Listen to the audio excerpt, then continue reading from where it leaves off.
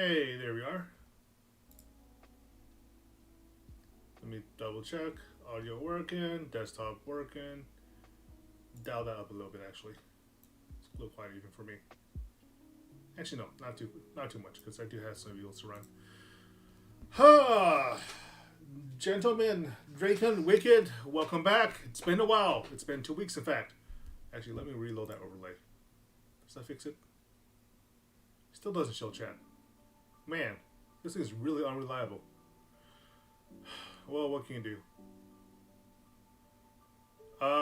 Yeah. That's been a freaking year. Well, to be precise, it has been one hell of a 2021. I haven't quite got to a year yet. If you'll notice the timestamps on this video, I've officially been doing this for 10 months. I've already celebrated the half year point. I can't believe that was actually 4 months ago. So what this is telling me is that if I actually want to do anything to properly celebrate 1 year worth of VTuber, I better start soon.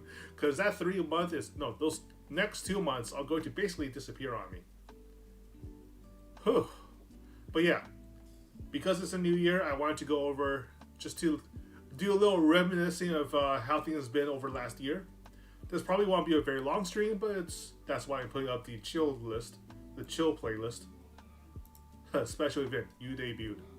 Yep. In fact, this is a stream.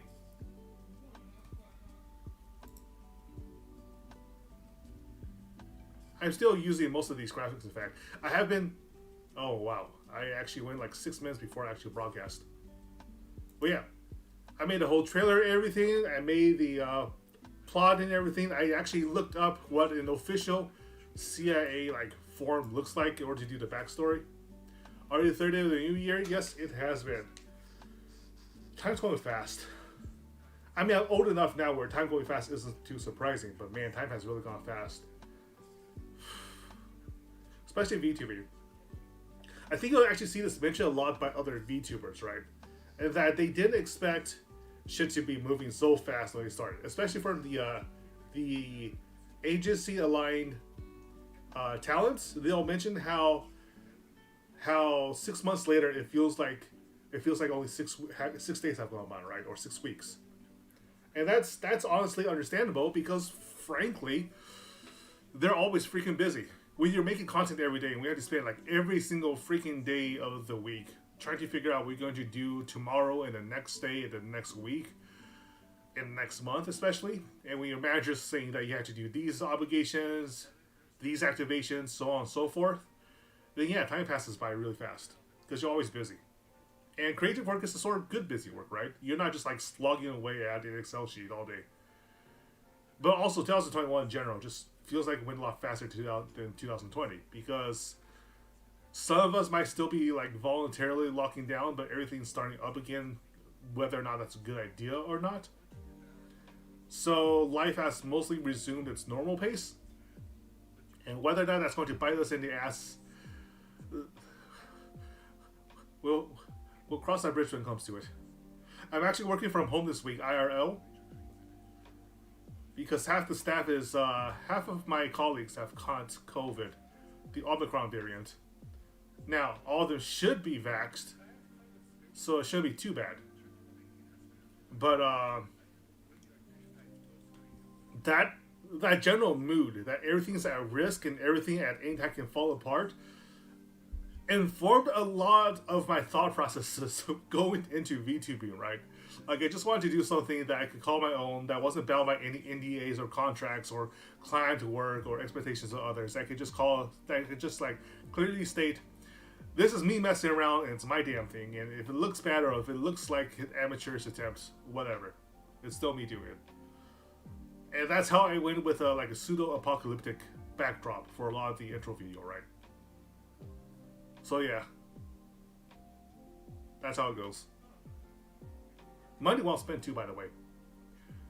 I'm still in contact with my artist. I haven't talked to my rigger in a while though, because frankly, Kishu streams at very, very different hours than I do. I'm pretty sure we are at 2 very different points in the world. So getting in contact with her for any further projects has been... I can probably email her directly. In fact, I have contacted her when a couple of friends of mine have mentioned interest in VTubing. But following up on that has proven a complex maze to handle. Oh well, that's how shit goes. Speaking of riggers, by the way, was it VTube Studios creator is Denchi is going to be on Domo Argato's stream tomorrow, so you should probably catch that. It's like about like 1-2 p.m. Pacific. Given that working from home, yeah, that'll be easy to catch. I'm looking forward to that. But yeah, debut stream. I spent about a week figuring out the debut. And it was a bit of an interesting like thought exercise there. Given that I fully expected to never refer back to all of this again. Maybe a passing reference here or there, but I did it solely as a thought experiment, sort of, right?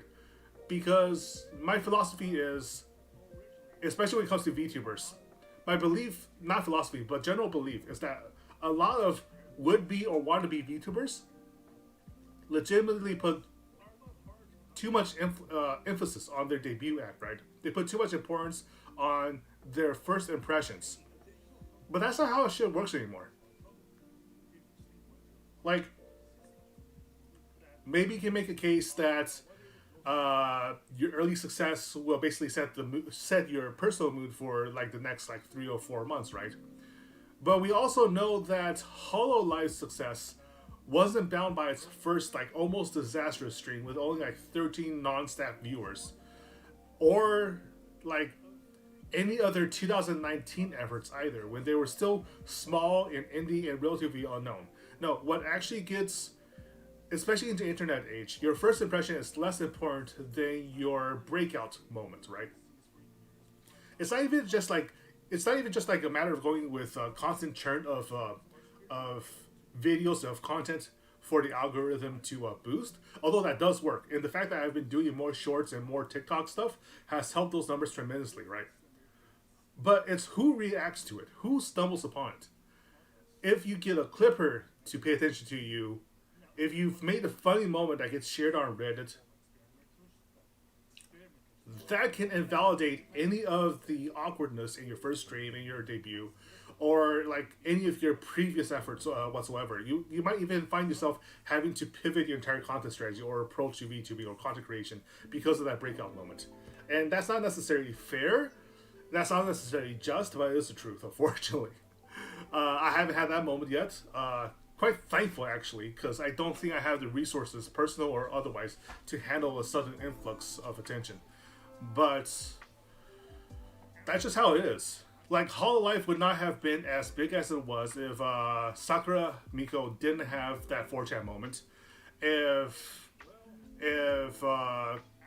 Kiryu Coco didn't have her tons and tons and tons of English translated clips. Picked up by the right hands, yes. As we can say, picked up by the right hands and at the right moment. So, in general, I truly believe that debut streams don't matter. They are fun to have. You should put in the effort to show that you're capable of that effort to get that initial burst of attention, right? But you'll notice here, all that burst of attention amounts to about 120 views. That's nothing. Especially for an indie, right? Indies in general shouldn't care too much about their debut. Shouldn't even care too much about that early advertising. What they should care about is just like proving to others, whether other VTubers or Clippers or just the general public on Reddit or elsewhere, that they have a personality worth paying attention to. And all that focus on lore, on art, on background, and everything else, you can improve that because you want to, but you should only be improving that if you want to. You shouldn't be betting the house on it, right? You shouldn't be betting the farm in your success on whether or not you can be entertaining for however amount of hours and for like however amount the number of streams that you have in your first couple debuts, and first couple streams or whatever. Wow, man, I forgot how bad my old art was. This is the original sketch I made and the original logo I was considering while I was making the character. You can clearly see that there's been some influence here and there, right? But man, Nagi did a great job making this. But yeah. Yeah, enough of that. That's honestly kind of embarrassing to watch. Unboxing streams, I just haven't had anything interesting to follow up on this. Like, legitimately interesting to show off, but I am rather proud of this pickup here. It's a copy of the Devotion, right? The Taiwanese game that caused so much controversy with China because the developer left a Winnie the Pooh reference in a piece of code that you can't otherwise get in a normal game. Now, I also eventually actually played the darn thing, but I had to buy it twice. This is the special edition that I plan to hang on to anyhow because, frankly, it's just an amazing special edition. Like, there are a lot of, like, 1970s, 1980s cultural references in this specifically. Wicked asked, did you specifically ask her for the transparent code? Yes, I did. And specifically, I referenced Arknight's character models for the overall design. Like, you have a sort of like without the cult, with jackets off, I obviously have the agent influence. Jacket on, I have more of a like a techwear reference, right? And that was definitely a aesthetic I was going for, especially if I wanted to add like a bit of like supernatural flair to it, like Arknights tend to do. GG, welcome. We're just going over some of the old stuff I've been going through. Yeah. Let's see. If you were with me since the start of the channel, you'll also know that I played through Devotion, which was a 3.5 hour stream. I thought it would be longer, but honestly, the playthrough was pretty short and pretty impacting. How was my Christmas? Christmas and New Year's for me was pretty low key. I didn't really want to go out. I did want to hang out with friends, but all of my friends and colleagues caught COVID. Damn. It's just a bad season for socializing. But yeah. The actual Devotion run was a lot of fun. The game itself was more of a psychological horror than jump scare horror, right? So it set you up repeatedly to believe that you're about to have like a really scary moment. If there is like one chase scene that's otherwise inconsequential, because you find that it's not really that you're running away from like a game-ending threat, right? But your own like psychological. Well, I'm not going to give away too much, but suffice to say, this is not like playing like a schlocky, gory horror, right? There is a moment of really disturbing gore in this game that I have to warn you about. If you have particular traumas involving eye injuries, know that there is an instance of it in Devotion. I'm not going to give away the context of that. But yes, like Wicked said, it's mostly the atmosphere and the silence and the unspoken matters in the game that makes you unsettled. And that's the sort of horror I really appreciate, right? Like, horror that scares you because of the blood, guts, and violence is almost kind of like passé. It's not really all that entertaining. Like, it feels cheap to get your heart rate going just because, like, there's suddenly an axe murderer in your face. Like, wrap around the corner and just like a decaying bunny that's about to leap for your throat or whatever. But this game specifically does what it can to put you off your pace, right? To mess with your expectations, to mess with prior interpretations of the familial setting that's at the core of the story. And that is not easy. That takes a lot of narrative work and careful consideration for how the player is going to interpret certain scenes and certain environments and certain like dialogue cues, right? So welcome to the main part of the game. Yeah, poor bunny. But yeah. I also did some DIY stuff. In fact, I did a lot of DIY stuff, especially the making the guitar stuff honestly isn't that interesting because mostly those are just like chill streams to hang out and play some shit. The fun part, let's see, where was it? It was before pick up my new machine. I still have that machine actually. I should really make some more pickups. Here it is. Here's the part I had fun with. I 3D printed together Noelle's mace.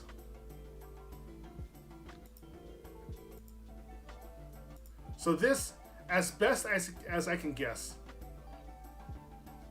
is a 1-1 replica of Shirogane Noelle's mace.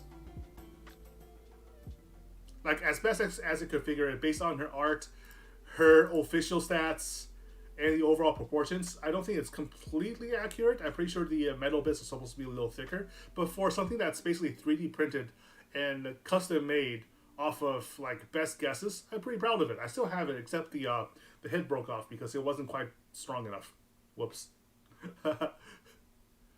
Let's see. I also had the Apex Legends interview with John Nelson that didn't get nearly as much traffic as I thought it would. To be honest, I thought this was going to be my breakout.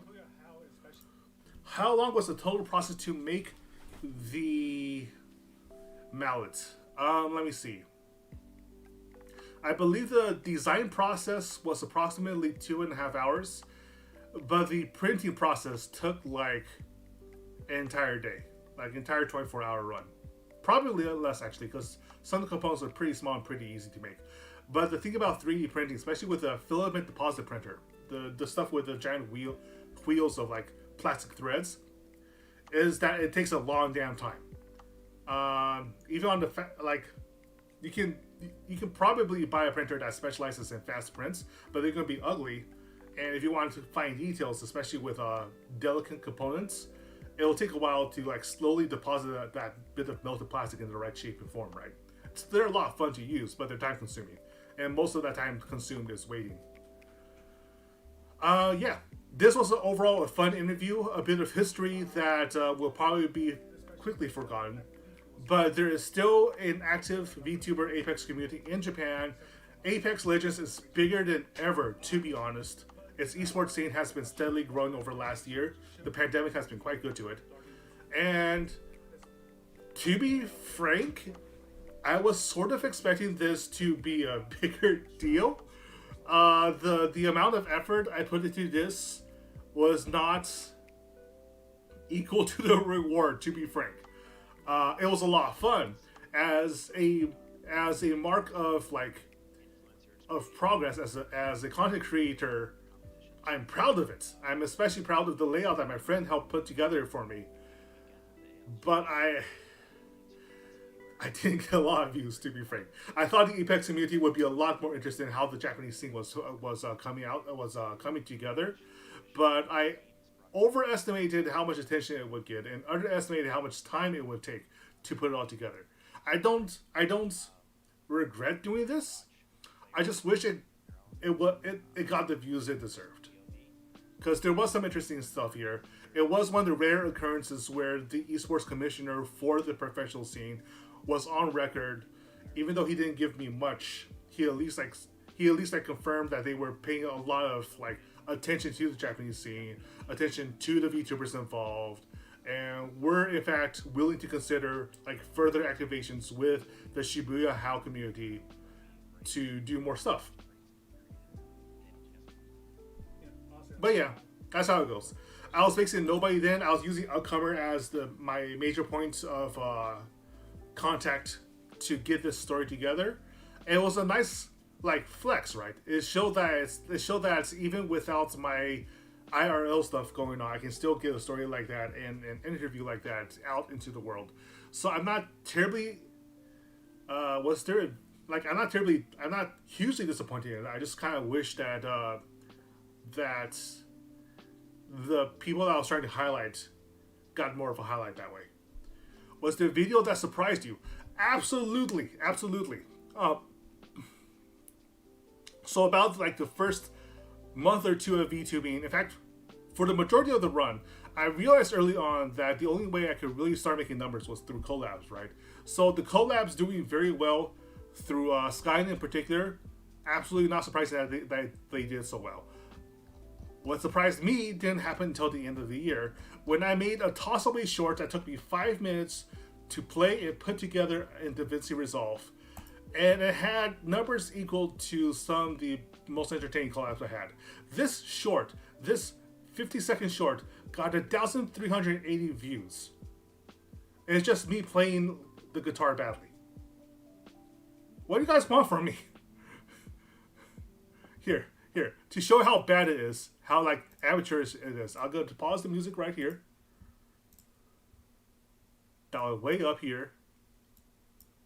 Yep. I imagine that's how most of you found me, in fact, to be quite honest. Because, to be frank, any success I've had as a VTuber was strongly contingent on my prior friendship with Skyen and the fact that we had a lot of fun just like bouncing ideas off of each other. Like this is just like intro level on lang syne. No fancy chords or nothing.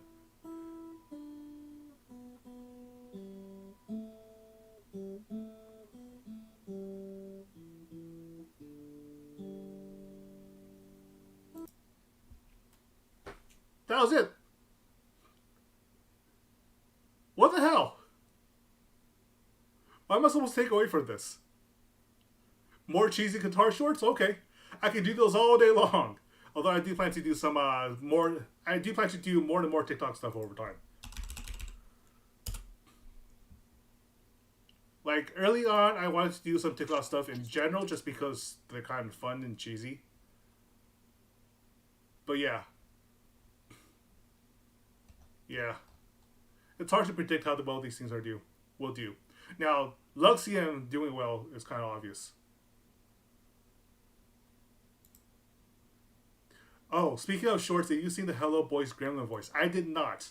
In fact, here is the official sound for it. TikTok has the function where you can like find the original source for sounds, right? I think this was the original one. Here comes the boy. No, it's a no. Rather than the original one, this was a remix of two different sounds.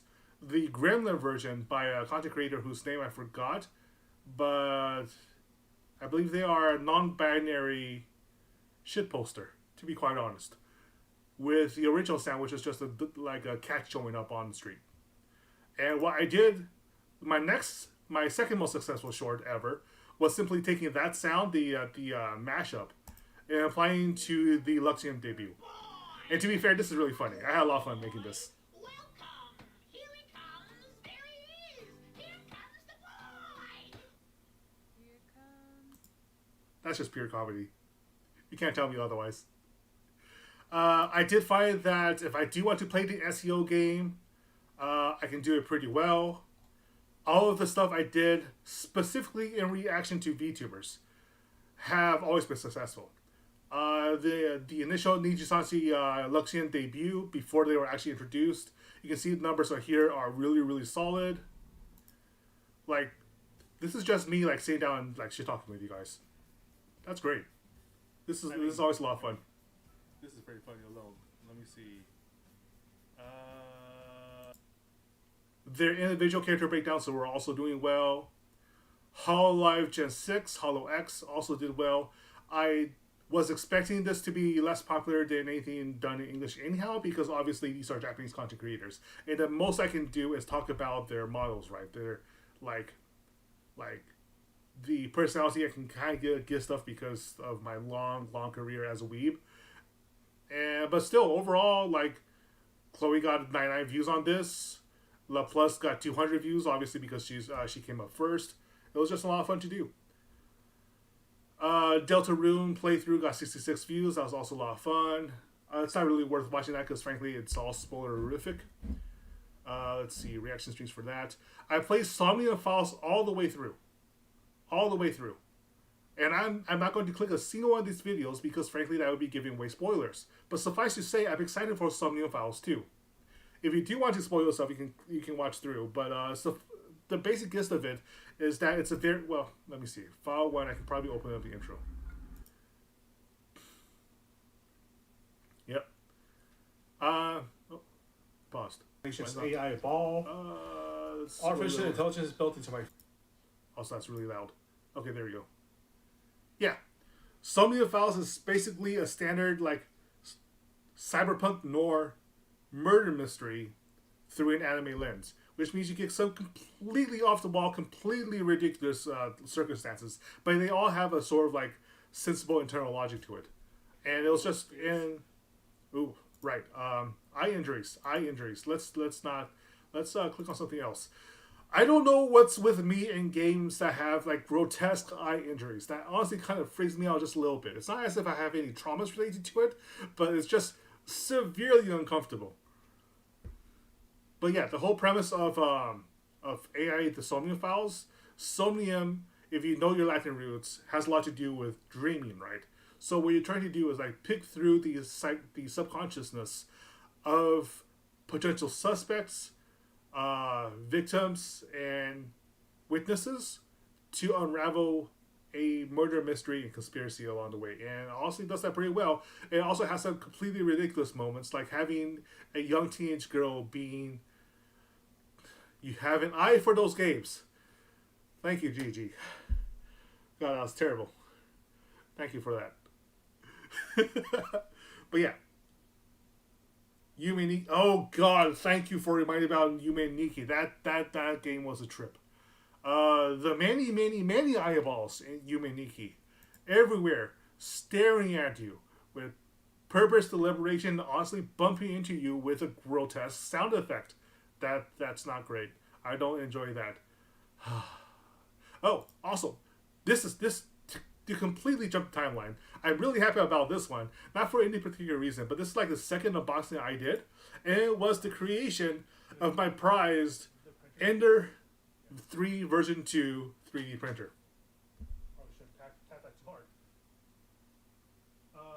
I have made a lot of prints with this, a lot of prints.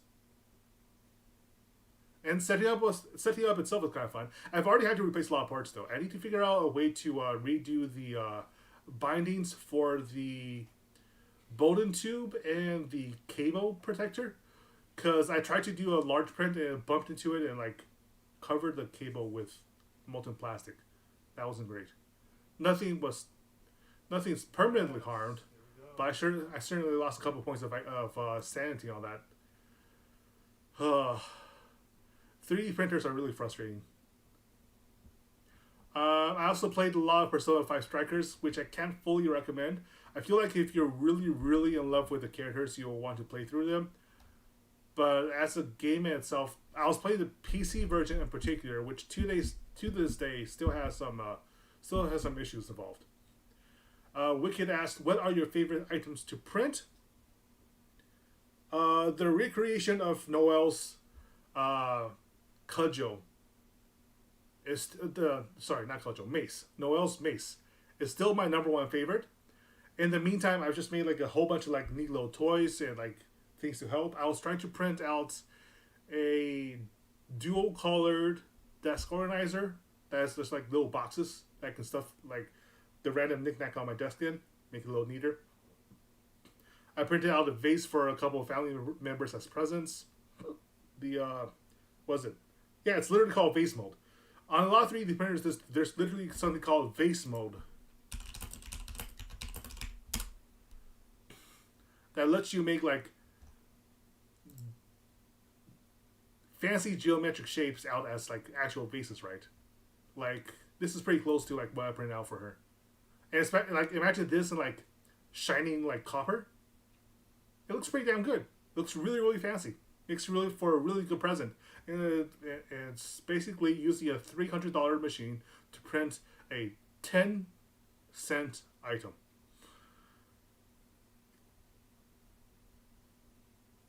It's a hobby. It's a hobby. It's not too bad though. I can also use like thicker prints or like different like models to do more advanced stuff to make like better pots and etc. But yeah, if you can afford it, and I did because I had some extra money to spare after the 2020 relief checks came in to afford the printer in the first place. But yeah, it's also a lot of fun. Teaches you a lot about like mechanical maintenance for those kind of sort of machines. And if you have the time and attention span to put into programs like Blender and stuff, you can basically make and find prints of anime figurines or whatever without actually having to pay the exorbitant cost for Nendoroid or Figma, which that has an appeal too. You can also make custom prints for like Gundam kits or whatever. And I made a Gundam kit sometime earlier this year. It might have been an art stream. Any games you look forward to playing this year? So, around January 28th, I am absolutely going to throw away any other plans that may be in the way to play a particular game. January 28th. Which game am I talking about? It might be Pokemon game. It might be Pokemon Legends. I might have been anticipating this game for a very long time. I really, really want to know if the changes to a 3D live environment has done anything interesting to the Pokemon formula. Because I have been playing Pokemon since Generation 1, all those many ages ago, on the green and black original GameCube screen with the 6 AA batteries jammed into the back. I've been playing this franchise for a very long time. I'm excited to see any hint of proper evolution to a game about evolution. So yeah, that's the one I look most forward to. The other games depend on a lot. Because the other games I have a lot of attention on is probably shit like Homeworld 3, for instance. That's finally coming out after like the decade plus since Homeworld 2 was out. I don't know if Gearbox can do a proper Homeworld game yet. Their re-release of Homeworld 1 and 2 was honestly marred heavily by some programmatic errors in the first game in particular that really soured me on my confidence that they'll be able to produce good Homeworld games. But the trailers for Homeworld 3 looks interesting. It's a major cornerstone of my gaming career. The original Homeworld, that is. And I don't have a system powerful enough to do it justice. Like, the PC I'm on right now is starting to show its age with the newer games, right? And I have a new PC in progress. The problem is I have everything except for 2 important components. The graphics card and a DDR5 set of memory sticks. As you can imagine, those are the 2 hardest components to get in this current status quo. I have no faith in Pokemon Arceus, but the Pokemon media cycle gives very little time to any real innovation, so can't really blame Game Freak, especially after move to 3D. I fully agree, but that's also why I'm actually more interested in Arceus than anything else, because we have gone through multiple re-release cycles with Pokemon now, right? We've had Brilliant Diamond, Shining Pearl, and we've had the Let's Go versions. We've had multiple releases of the of Gen 1 in particular, which gets re-released constantly through like different media. And we've even had a new Pokemon Snap. Have you seen the Fighting Game trailer with a funny announcer? Actually, I have. I can't remember what the game was. Let me see what it was. Fighting Game announcer. I'm sure I can show up.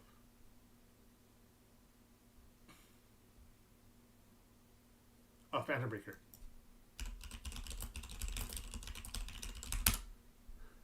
Yep, here we are. There we are. Let's appreciate the majesty of this. It's one thing to get a wish granted, but a wish that will change the very nature of the world. Is that Wait, this is not it. possible? I never wanted this power. No, this is a serious one. Where is the actual announcement trailer? Here we are.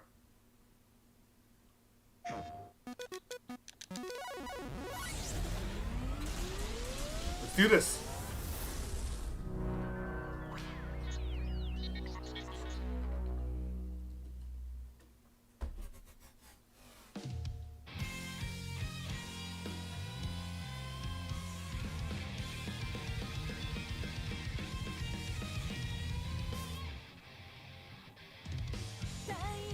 Nope, still wrong one. Where is it?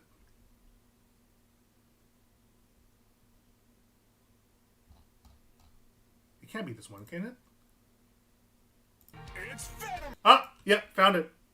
Found it. There we go. Oh yes! There we go. Oh yes. Wanna know what time it is? It's Venom breaking time! Oh yeah! Let's go! The fire in my heart is burning! Is your body ready? 20 different characters! Are you okay? 3 different fighting styles, multiplied by 20 characters, and well, that's a lot of combinations! Oh my god. Maximum combos! Maximum fun! No way! Fighting! Lots and lots of fighting! Oh my! Spicy. Go into overdrive and let's go crazy! Ya, boom-baya! Unleash the power of 1,000 suns on your opponent! Not gonna lie, I'm actually excited about this one! Giant magical tigers! Oh yes, Yes, indeed. Get out a fighting game jail card! Pass go and collect $200. Battle your way through story mode because reading is an essential life skill! It really What is. she looking at? Where did this come from? Medic! You said you wanted more words And we listened. Whoosh! Yeah! Click, clack, bada bing, bada boom! Are you ready to break some phantoms? Phantom Breaker Omnia! March 15th, 2022! The fire in your heart will be burning like habanero salsa! Day one. Day one. I am pre-ordering this game. Well, no, correction. I will pre-order this game if they confirm to have an announcer mode.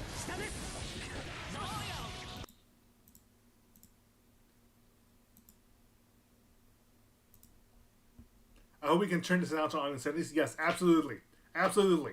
It's a day one buy if they can promise that that announcer will be a major part of the release. Speaking of which, I'm not sure if any of you have seen this yet, but I did do a pre-made video of an interview I had with a colleague of mine, Neptune, which is a local Smashcaster actually in the DFW community. But if I have No rollback, I believe. has rollback netcode, it automatically makes me want to buy. As long as it has a good story mode, I can sort of bear with it. A story mode with that announcer. This is one of the... Well, my intention in 2022, right, is to do a lot more fighting game stuff because I just happen to love fighting games. I have been playing... Let me count that. How many streams of Guilty Gear have I done since I started? It's a lot. It's a lot. It's honestly grotesque. Let me see. Here we are. My skills are bullshit, but now is the first one. 1, 2, 3, 4, 5, 6, 7, 8, 9, 10, 11, 12, 13, 14, 15, 16, 17, 18, 19, 20, 21, 22. Shit. Man, I played a lot of fighting games this year. That's a lot of fighting games. I kind of lost track of all that. I also like a couple of Melty Blood streams, although frankly I kind of cooled off on Melty Blood because I couldn't find any local help to like really understand the game. I probably should find something on like Discord to walk me through. And there are Aoko's out. Aoko's great. But yeah, I hate to say it, but the fact that Melty Blood basically looks like ordinary people fighting on the street does sort of take away from it, right? Because you look at Guilty Gear, and the Guilty Gear aesthetic is like ridiculous. It's like completely ridiculous. Melty Blood is missing a drip. And then you have something like DNF Duel, which is all drip all the time, also designed by Arxis. And like the stylistic differences, I hate to say it, does sort of matter, right? Like when you play with fighting gear, you want to feel like the big buttons you're pushing feel big. And that's sort of missing in Melty Blood. Nearly the entire month of Guilty Gear. And hopefully many more months to go, to be frank. I want to keep on playing that game. I want to get somewhere with it. Like, I don't expect to get good at it by Evo, but I sort of want to be able to compete and, like, not drown in pools. As long as I don't go 0-2. As long as I don't go 0-2 at a major tournament, I'm happy enough. But I want to even try that until I'm, like, floor 10. Minimum. What else? I did some art streams. I'm not good at art. I'm hoping to improve on that just because of my own interest in the matter. My very first collab, was that my very first collab with Sky? Yes, it was. My very first collab with Sky was about 5 months ago now. Not to the date. It was back in July. We had been planning to collab before this for quite a while. Let's see. My current games are Fury and Sukuna. Ooh, Fury. I've been thinking about streaming that. Sakuna not so much, but Fury definitely, just because stylistically it looks amazing. Maybe in a month or two. Yeah, that's fine. Fury is a very fun looking action game. I've seen speedruns of it. They look amazing. Guilty Gear, I just want more characters. I want more people playing Guilty Gear so I can play more people in Guilty Gear. And I'm trying to get some stuff together with the Domodachis to eventually maybe run a prize pool tournament eventually. I'm still thinking about how I want to organize it. Yeah. I'm pretty sure those VTubers as their first collab. And we've been talking about doing this for a while. So, my name. Yeah, we call it. Oh, right. Let me see. I have to go to Skyen's channel for it. YouTube.com. Skyen. And he has even more videos editing, so it's going to take a while to find it. It was all the way down. No, that was our Deltarune conversation. That was a while ago, too. That was a lot of fun. Dun, dun, dun, dun, dun, dun. Dun, dun, dun, dun, dun, dun. Oh, right. Monster was the first collab. Let me see. It was less than a year ago. The Rune King. Can't believe it took the Rune King a year to get out. Oh, here we are. This was the Monster Girl collab that kind of kickstarted everything. Yeah, 1 month apart. That was rather deliberate. We wanted one stream on his channel, one stream on mine. And then we just like sort of keep on flipping it back and forth after that. Let's see. The third stream was Deltarune. The fourth stream was the TGA stream that we had last month. That was a lot of fun. Especially just vibing. This was my introduction to you all. Precious memories. Years ago, everyone would have said yes, I think. Yeah, pretty much. I mean, especially with the oldest Blizzard designs, right? Like, these aren't inevitably supposed to be monster girls. They are A, girls, very obviously so, and B, monsters, also very obviously so. Yeah. And then we move on to discussing VTuber designs in general, where I made the case that the first ever VTuber was actually Annoying Orange. Which is kind of tongue-in-cheek, because the general aesthetic of VTubers now especially, I'm pretty sure I mentioned this during the actual stream as well, was more based on Kizuna Ai than anything else. I appreciate your Fate Go explanation to Skyen. Yeah, Fate Go is his own damn thing. If we were to have a conversation about Fate Go design, it would take multiple streams and many hours. And by the time we were done with either of these streams, we pretty much lost our voices because they were like 3 hours long each. There's so much to go over. That's always fun though. The collab streams are definitely my favorite amongst all the streams, just hands down, because it's obviously just me sitting down and like talking with a friend. Talk about with a friend in front of an audience of thousands. Many thousands. Holy shit. This got 12,000 views, man. There are so freaking many of you. We had mods to take care of it, and it was still just way too many. But it was a lot of fun. I plan to have more of those with Skyen over time. It just depends on whether or not there's anything interesting for us to talk about.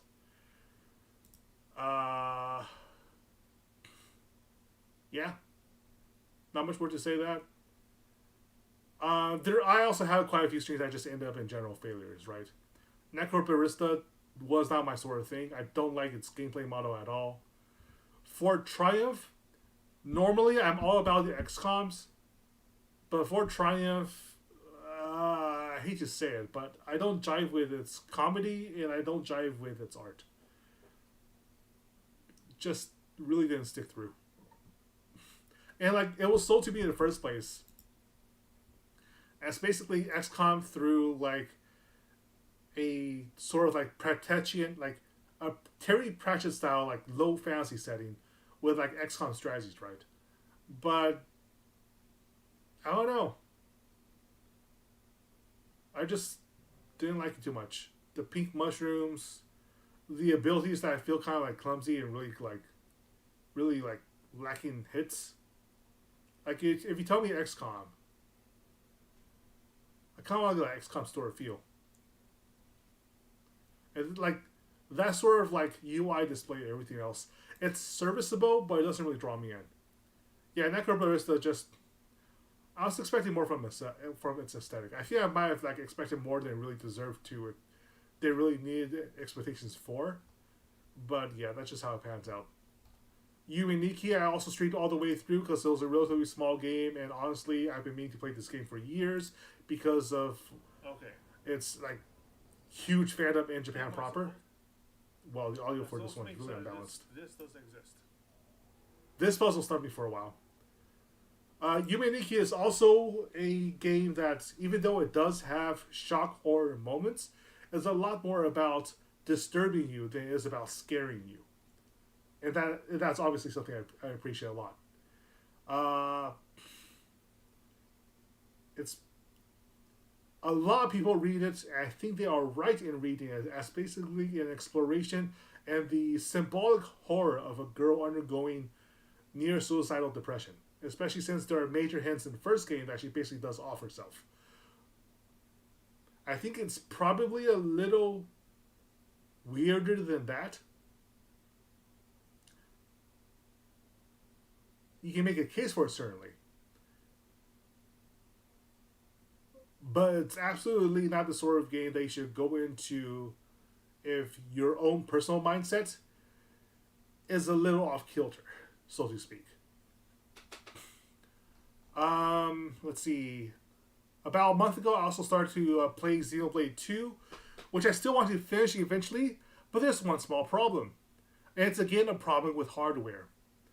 Apparently, if I'm going to run OBS, VTube Studio, and the graphics and the capture card for the Nintendo Switch at the same time, it does not like that. My computer does not like that. It bottlenecks itself really, really badly, and the graphics really suffers when I try to run specifically the Nintendo Switch through this. I think for some reason the PS4 strings were a little smoother. Maybe the encoding is just better with the PS4. But yeah, I still want to play through Xenoblade Chronicles 2. I think that once you get past the first island, it actually starts having a lot more obvious merit. Unfortunately, I ended the streams still stuck in the first island. It's just rough. Sometimes games just don't cooperate with you. And sometimes you just run into hardware limitations that prevents you from playing particularly, like, complex... not complex. This is still the Switch. The Switch is honestly not the most complex hardware. But getting multiple machines to cooperate smoothly is a challenge. Did you like the spooky October streams? I did. I'm not a huge fan of horror, but I'm also not turned off by horror.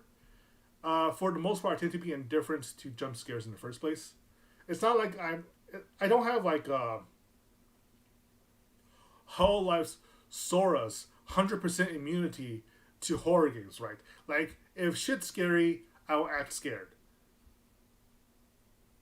But it's just not usually that scary, to be honest. And even things like Amnesia, for instance, I don't like cheap scares.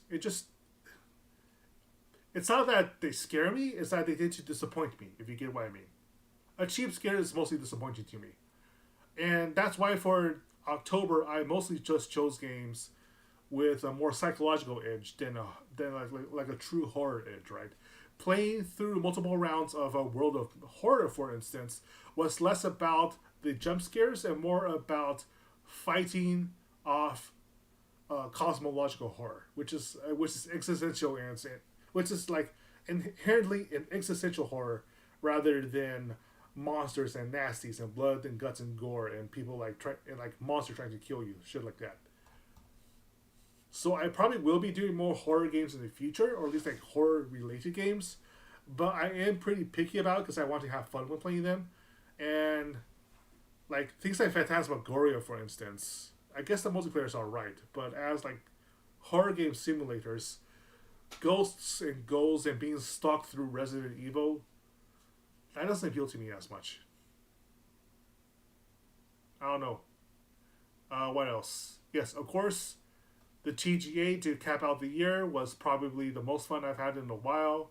Just driving and making fun of the commentators and also oohing and eyeing at the games that are actually fun to watch and might be entertaining to play. And Yeah, I mean, let me see. This performance was just amazing.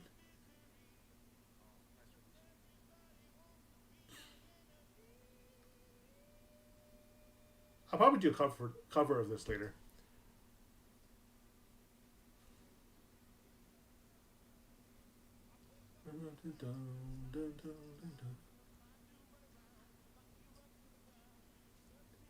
You can't listen to this, not jive.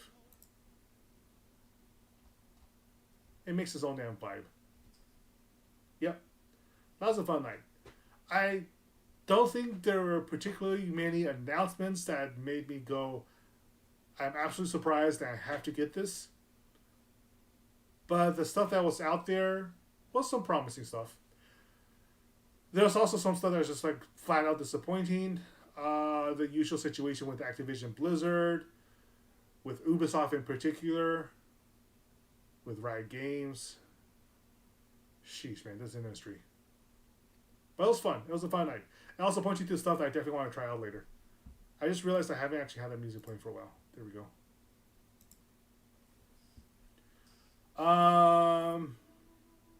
As for what to expect from me throughout the rest of the year, I really wish my chat was working. I still don't understand what makes it work or not work.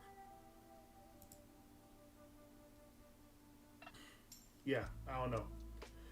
Stream Elements has been causing me some issues lately. I might have to figure out alternatives to that, but I don't want to go back to Streamlabs. What was I saying? Right. What do you expect for 2022? I put up some resolutions. Not all of them will make it on stream for obvious reasons. I don't particularly feel like anybody would be interested in watching me play Ring Fit Adventure, for instance, as a health maintenance solution to my rather poor state of health for the last 2 years. But things like guitar lessons means I'll probably be uploading a lot more guitar shorts. I plan to do a lot of like native YouTube content rather than streams, actual like pre-made videos and pre-edited videos, just to flex some muscles in that direction. And there obviously will be a lot more fighting games with DNF Duo coming out. I may or may not have an N on Riot's plans for Project L. It depends a lot on my personal contacts and my industry contacts.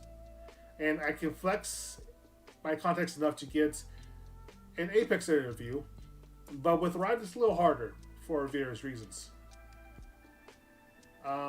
But that's definitely the thing I'm looking forward most to in terms of fighting games, in terms of doing content. I definitely want to be doing a lot more TikTok and Shorts content in general because that's where all the attention is these days. And overall, probably the most important thing I plan to do in 2022 is honestly take this shit a little more seriously. Because for the last 10 months, I have kept a really consistent schedule and made, I don't know how many videos at this point, but it's all been sort of like an ad hoc basis without a lot of like forward planning and with just like messing around because I felt like messing around. But if I want to do things like collabs where a lot of the real fun is, a lot of the really entertaining possibilities are, that involves other VTubers, that involves other content creators, and that means I need to take at minimum all this shit as seriously as they are.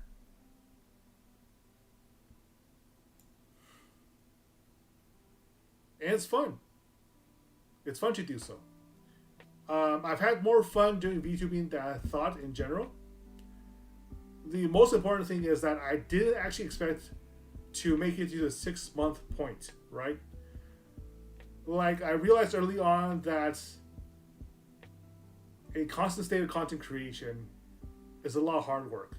It basically means doing a second job on top of my actual real life career. I would basically be committing to doing a second job in my evenings where I can usually just do like hobbies or play games and stuff. Creating content instead. And creating content is a really, really dry sort of term. It sort of implies a rather like cutthroat, mercenary approach to figuring out what can attract eyeballs, which is not something that necessarily appeals to me, even though a lot of my industry focuses specifically on that sort of approach. But I wanted to see how far I can get and how entertaining I could keep myself just doing this on my own terms. And the answer is pretty damn well. Pretty damn well. After the first 3 months, I started to hit like a general groove of things, right? Where it felt like, yes, this was hard work, and yes, I was, in some weeks, I was extremely tired and barely able to keep myself at a streaming level of energy for that day. But it still felt overall rewarding and worth my time. And I think especially with some of my frustrations with how the industry is, both talking about the VTuber industry and my IRL work, keeping that sort of space for myself where I can create things on my own terms is really, really important for my own like psychological needs. And I want to expand upon that. The more I do it, the easier it gets to do it. The more I do collabs, especially with Skyan, the more fun I have with them. And it feels like that's the shit I can see myself doing on a regular, continuous basis. And I have been for 10 months now. 10 freaking months. Significantly longer than I expected to do so. Taking it seriously as then, that feels kind of scary. It does. I won't lie. It's intimidating.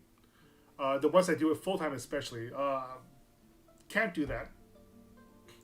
Unless I suddenly land a contract with like Ninja Sanji or Hololive, I obviously cannot do this on a full-time basis. Because I still got work, I still got my real life things to manage. But there are things I can do as a part-time content creator that I'm not doing right now simply because it takes a lot more pre-planning to execute and a lot more deliberate execution. If you had a chance to collab out of everyone in Hololive, who would you choose? I would choose to play Guilty Gear against Kelly. Or Roberu, our son. Or Ina. I really enjoyed listening in on Ina's streams in particular. But obviously, if you're going to collab with Ina, 99% of the time it's going to be an art stream. And no, I'm not going to waste anybody's time with that. But a showdown with fighting games with Callie especially sounds like a lot of fun. She's played Guilty Gear longer than I have as well, so I'm sure that'll be worth everybody's while, regardless of how you approach what that might mean. Let me see. If I had fluent level Japanese though. Honestly, that obviously I don't have, but if I did have, the sky would be the limit. Any of the collab games would be fun. Yeah, an epic battle. Just give me a chance to have an epic battle, man. I was trying to get into Vox's Smash streams before, but there are too many people trying to get a one-on-one versus the voice demon. And honestly, I'm happy for Ninja Sanji. I'm happy for Luxium. The fact that the Luxium generation is doing so damn well straight out the gate, that's a good sign for the rest of us dudes. And besides, my interpretation is that a lot of the naysayers, a lot of the pessimism about the male VTubers before were, as I expected, pretty much off base, right? The major difference between Luxium and everybody else isn't necessarily personality, but marketing presence. And there are a lot of background infrastructure to support female VTubers via Hololive, via Ninja Sanji, and the entire ecosystem that they have developed in the meantime. And that ecosystem is bigger than the company itself. But it also blinds us to what isn't supported by that ecosystem, right? And what potentials the overall VTuber industry could have if some of those resources were a little more evenly spread out. And the fact that we had like the Hololive Generation 1 just like explode out of the gate with Gargura as the single biggest VTuber in the world now, after like significantly less significantly fewer years than a lot of her predecessors, and we have Vox and Mista just like going balls deep on VTuber social media and dragging as many eyeballs as possible to the Niji Sanji side now. Both of those instances are basically tapping a heavily pressurized dam. There was a lot of demand, a lot of latent demand that didn't seem obvious on its face until somebody actually jacked into those sources. Which is a good thing for the rest of us.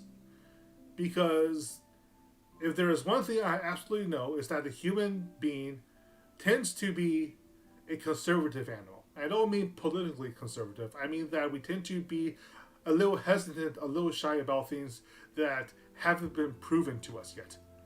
And now they are. Now they are. They are absolutely proven. I absolutely expect significantly more support for multi-gender generations now.